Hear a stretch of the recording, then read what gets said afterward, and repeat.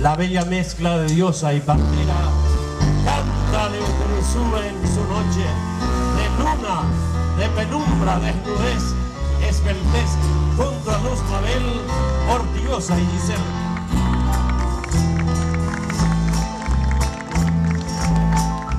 La bella mezcla de diosa y pantera,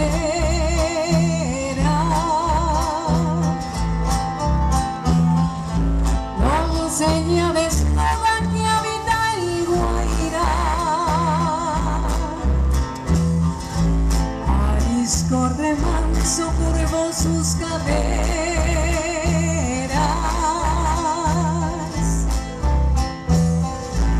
copiando un recodo de azul Paraná, montada Silvia Mancera de la raza virgen Eva Guayaquil.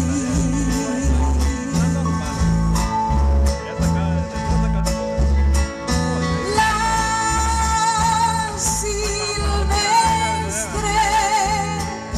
mujer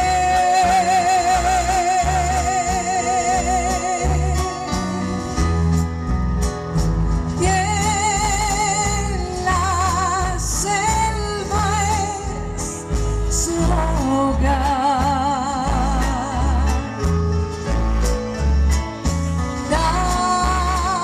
También saben querer,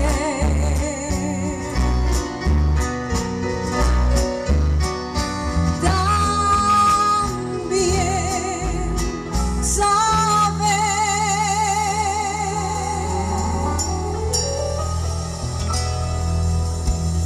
soñar.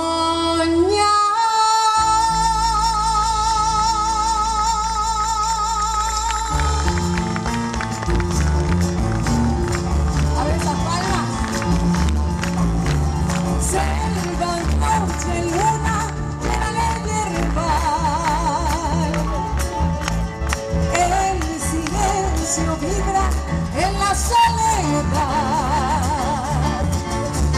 Y en la tierra del monte quiebra la quietud, con el canto triste del pobre mensú. Hierba verde, hierba de tu inmensidad, quisiera perderme para descansar y en tus hojas frescas encontrar la miel. En ti el surco del látigo cruel. Leite, leite, el grito del capanga va resonando. Leite, leite, fantasma de la noche que no acabó. Noche malva que camina hacia la alba de la esperanza. Días buenos que forjarán los hombres de corazón.